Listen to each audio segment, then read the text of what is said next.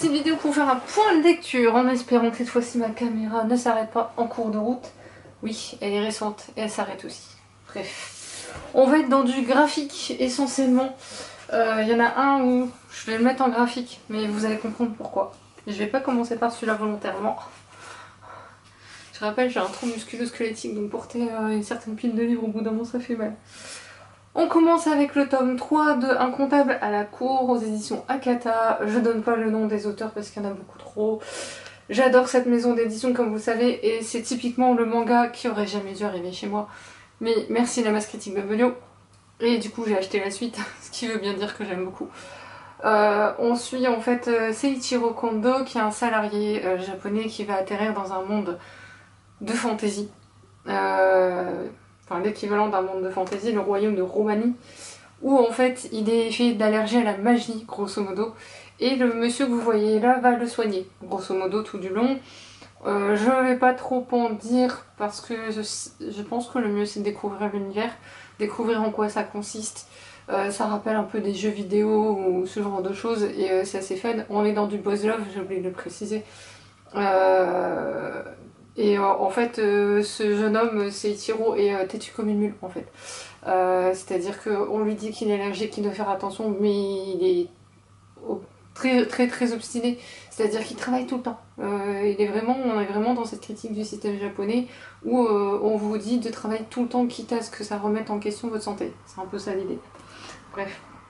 J'adore, le tome 4 vient de sortir au moment où je tourne la vidéo. Je l'ai pas acheté encore, déjà parce qu'il était pas au magasin où je suis allée. J'ai dit s'il était là, je le prenais et il était pas là, tant pis pour eux. Pour info d'ailleurs, c'était au Furet que je pensais peut-être l'acheter.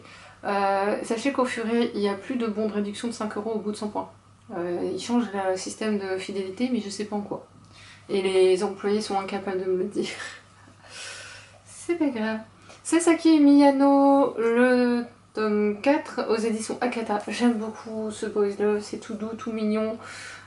C'est vraiment très doux. Il se passe, pour ainsi dire, quasiment rien. Si vous préférez autre chose, allez acheter un autre titre. En fait, Sasaki est un fan de boys love et il en a honte, il le cache. Et il va rencontrer Miyano, du coup, c'est marqué dessus un petit peu, c'est pas grave. C'est juste moi, hein. On a l'habitude maintenant. Miyano qui, lui, n'y connaît pas tout ça, et en fait, il s'attache à Sasaki, et du coup, bref, ils vont se rapprocher par rapport à cette histoire de boys love, et la romance avance extrêmement lentement. Donc si vous n'aimez pas ça, moi j'adore parce que c'est vraiment doux. C'est vraiment le truc que vous lisez sans prise de tête. Une pause. Les carnets de l'apothicaire, le tome 14 aux éditions Kinoun. J'aime tellement cette série. J'ai acheté les 2 premiers tomes, je crois, en roman aussi, juste pour le plaisir d'y replonger et de voir la différence aussi. Parce que peut-être qu'il y aura des détails que j'ai pas forcément vus dans la version dessinée, par rapport aux descriptions peut-être, je sais pas. Donc on continue de suivre Mao Mao qui est chargé un peu de mener les enquêtes au sein de la cour. Comment j'ai oublié Jinchi, voilà Jinchi. Elle a découvert un secret concernant Jinchi dont je ne dirai rien. Déjà là j'ai l'impression d'en dire trop.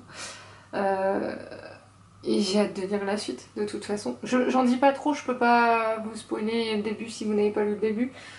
Il existe une autre version de ce manga chez un autre éditeur. Ils ont sorti le tome 12 là je crois. Je sais pas ce que vaut l'autre version, n'hésitez pas à me le dire, ça veut pas dire que je l'achèterai, mais simple curiosité, dites-moi si vous avez lu les 2 versions, si laquelle est la mieux. Moi je pense que je préférais celle-là quoi qu'il arrive, personnellement, par rapport au style de dessin. Après... Hashtag DRCL de Shinichi Sakamoto, le tome 4 aussi chez Kiyun. C'est une revisite du conte du mythe de Dracula. Donc déjà, âme sensible, s'abstenir, mais alors vraiment, s'abstenir, sincèrement, c'est Shinichi Sakamoto, donc en termes de gothique, de violence, de choses très sanglantes, je tombe pile sur la page à laquelle je pensais. C'est vraiment dégueulasse. Il est allé très loin, franchement. Si vous avez lu Innocent, qui se passe au moment de la Révolution française, sur l'histoire du dernier bourreau de France, je trouve que ça, ce qui se passe là, dans ce tome-là, est plus dégueulasse. c'est vous dire.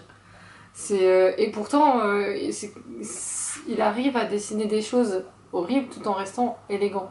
Mais il y a une double page là-dedans. Et on touche aussi... il joue sur des thèmes aussi qui sont tabous et qui peuvent aussi rebuter un peu le lecteur, potentiellement. Donc vraiment, moi je vais continuer parce que Shinichi Sakamoto. Et malgré tout, l'histoire est vachement bien faite. Et je suis curieuse de voir comment il a utilisé le mythe de Dracula en fait, parce que c'est une revisite. Je sais pas s'inspirer. Après, je n'ai jamais lu Dracula, le roman Dracula d'origine. Dites-moi d'ailleurs en commentaire, n'hésitez pas à dire. Il y a un oiseau qui passe, ça me fait peur. J'ai Louis Fine, hein, je vous le dis tout de suite. Donc moi, petit bruit comme ça, déjà ça peut me... comme vous voyez. La forêt magique de Oshigahara, le tome 4 de Issa Iwaoka, je vais y arriver, aux éditions Le Renard Doré. J'ai fait la chronique hier à l'écrit, je suis fière de moi, pour une fois. Que je suis à peu près en même temps que la lecture. En plus, c'est un de mes derniers achats, c'est pour ça. On progresse énormément, on sent qu'on est dans l'avant-dernier tome de la saga.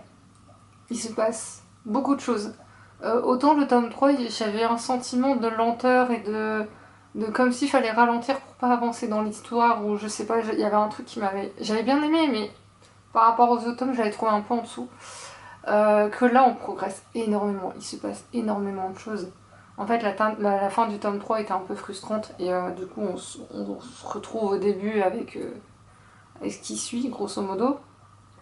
Je ne dis trop rien parce que je veux pas vous spoiler, mais on commence à avoir des explications sur la fameuse carte, en fait, que Soichi, voilà, je me souviens bien que c'était Soichi. Soichi, en fait, a une carte qui doit remplir pour pouvoir obtenir ce qu'il veut, et en fait, on finit par savoir à quoi sert cette carte. Il y a aussi plein d'autres choses qu'on découvre. Il y a un truc que j'ai pas vu venir jusque-là, mais quand il y a un personnage qui est arrivé, au bout d'un moment, 2-3 bulles, je me suis dit, tiens, j'avais une piste qui s'est confirmée au fil du temps. Je dis rien, mais ça s'est confirmé. Donc l'effet de surprise était moyen, mais du coup, ça nous permet d'en savoir beaucoup plus sur Soichi, parce que finalement, on sait pas grand-chose de lui. Et on l'a oublié au fil des tomes, qui nous parle jamais de lui. On a le passé d'autres personnages, mais pas le sien. Et je me suis rendu compte dans ce tome que finalement on mettait en avant le fait que des objets qu'on a au quotidien, qu'on considère que comme des objets, en fait, quand on les touche, ils peuvent... Enfin, comment j'ai expliqué ça En fait, Soichi discute avec plein de personnages et certains en fait représentent des objets. C'est l'âme des objets, grosso modo. Et même si les objets, on peut penser que c'est vide, finalement en les touchant, on leur laisse un peu de nous. Et la preuve, c'est que quand, pour l'avoir vécu, quand on perd un proche, moi personnellement, me concernant, au lieu de photos, je préfère avoir un objet leur ayant appartenu. Moi, je sais que pour les 3 personnes auxquelles je pense, j'ai tendance à prendre un porte-clés qui leur a appartenu et je les ai avec moi. C'est sur mes clés. Je les ai avec moi comme ça partout et chacun son truc. Mais je trouvais du coup d'avoir lu ce livre-là, je me dis tiens, c'est vrai que finalement on n'y pense pas. Le Roi des Fauves d'Aurélie, basé sur le roman d'Aurélie Wallerstein, le tome 1 Adarfell, de Chauvel Guimbaud Loup aux éditions Delcourt. Je l'ai lu dans le cadre d'une masse critique privilégiée, et au début quand je l'ai vu j'allais dire non. Mais je me suis dit, j'ai lu le roman il y a 10 ans, parce qu'il est sorti il y a 10 ans le roman déjà. Aurélie Wallerstein est une des premières autrices dont j'ai une dédicace en fait, pour information, quand j'allais aux EDN, l'époque où je pouvais y aller encore. Et finalement, du coup, je l'ai pris et il s'est passé ce que je pensais. C'est-à-dire que ce roman d'Aurélie Wallerstein, le Roi des Fauves, je m'en souviens un peu, ce qui est exceptionnel, un livre au bout de 10 ans dont je me souviens encore un petit peu, c'est plutôt pas mal. Et quand j'ai lu la bande dessinée, très honnêtement, les graphismes, c'est pas ce que j'aime. Moi, je vais vous parler que de ça, des graphismes. En fait, on suit 3 personnages qui sont amis depuis toujours, alors que leur village meurt de faim et que leur père d'Ivar tombe malade. Ils décident d'aller braconner sur les terres du Jarl, mais sont pris sur le fait par son fils. Accompagné de son maître d'armes, la rencontre tourne au drame et voilà que notre trio devenu hors la loi... Devenu hors la loi, j'ai oublié le point. Pour les 3 amis, c'est le début d'un long voyage au bout d'eux-mêmes. Parce que oui, ils sont condamnés à quelque chose. Je vous laisserai découvrir. Et le truc, c'est que j'ai pas aimé les dessins. Que ça reflète pas le souvenir que j'en ai. Et je trouve que les émotions ne sont pas retranscrites.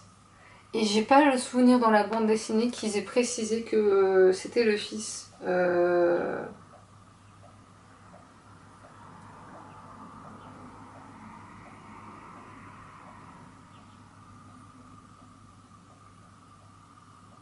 Il me semble que c'est pas précisé. Enfin bref, passons. Moi, il y a un truc imaginé, il y a des choses qui m'ont manqué. Et je me suis sentie... Ouais, vous voyez, le soupir, ça veut tout dire. Je lirai pas la suite. Très sincèrement, je vais pas garder cette bande dessinée. Je la donnerai à qui voudra, mais ce sera sans moi. Et enfin, The Untamed, c'est un artbook chez Komogi. Alors, je sais pas, il est plus édité officiellement, en tout cas, il est plus édité, mais peut-être qu'en occasion vous pourriez le trouver. C'est Maud Aozushi, ou si vous préférez un autre nom, en français, Le grand maître de la cultivation démoniaque. Et là, c'est en fait un livre sur l'adaptation en série chinois que j'avais commencé à regarder. Oh, il était là, je le cherchais. Sur l'adaptation série, en fait, donc de cette saga que j'ai tellement aimé, qui est pas fini, hein, j'ai encore le tome 3 et 4, mais j'attends la sortie du 5. Apparemment, d'ailleurs, je vous donne l'info tant que je l'ai. Le tome 4, en fait, c'est le dernier officiel, mais ils ont fait un tome bonus. Enfin, l'autrice a fait un tome bonus. Je sais pas ce que c'est, mais je l'achèterai quand même. Je suis une grande fan, vraiment, de cette série. Pour ceux qui savent pas, dans cette série, on suit Wei Wuxian, qui en fait est mort il y a 13 ans, et en fait, un jeune homme va faire un rite pour le ramener à la vie, mais dans son corps à lui. S'il a réussi, il fait ce que veut que le jeune homme fasse, il pourra garder le corps de ce jeune homme. Mais sa route va croiser celle de Lanzan, Lanzan qui connaissait à l'époque, et Lanzan qui va forcément le reconnaître, mais ne va rien dire. Et c'est un boys love, mais dans de la fantasy, et le boys love prend pas le pas sur la fantasy, c'est ce que j'aime bien. C'est que le boys love, vraiment, il est vraiment en filigrane de temps en temps, c'est une scène ponctuelle de temps en temps. Et on est vraiment dans un univers avec des fantômes, des esprits, ce genre de choses. Des zombies aussi, l'équivalent de zombies, c'est pas aussi glauque que ça. Là, comme ça, vous devez avoir peur, mais non, croyez-moi, c'est pas si glauque que ça. La preuve, c'est que je l'ai lu. Je suis fascinée par cette saga. Il y a un mélange de tellement de choses et tellement bien dosé, bien maîtrisé. Et sur la série, j'ai été fascinée. C'est hyper intéressant sur ce livre. Parce qu'en fait, il nous explique comment ils ont décidé les décors, comment ils ont travaillé les tenues, le moindre détail. Ils ont vraiment pensé au moindre détail. Et pour avoir regardé un peu la série, je confirme. Alors certes, ça reste la Chine, donc le boys love est passé en bromance. Mais on peut pas tout avoir. Et ils ont condensé un peu la série, je pense, parce qu'il y a un personnage qui est dedans que j'ai pas encore vu moi personnellement dans les romans que j'ai lus. Ou alors ça va peut-être venir. Bref. Du coup, c'est vraiment hyper beau et je suis admirative du travail des gens dans l'envers du décor du cinéma. Parce que là, en fait, ce qu'ils expliquent à un moment donné, c'est qu'ils voulaient pas faire une série chinoise type arts martiaux, où les personnages volent pendant des heures et que c'est pas du tout crédible. Ils voulaient quelque chose qui soit aussi crédible quand même. Et c'est parfaitement fait. Très honnêtement, moi j'approuve totalement.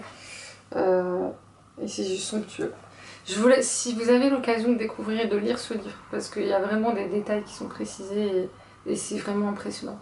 Le temps de travail que ça leur demande, on n'imagine pas le temps que ça demande en fait, entre le moment de produire, le moment de réfléchir, le moment de tourner, enfin de fabriquer et après de tourner, avec le peu d'espace qu'ils avaient en plus d'après ce qu'ils expliquent, je suis admirative. Bref.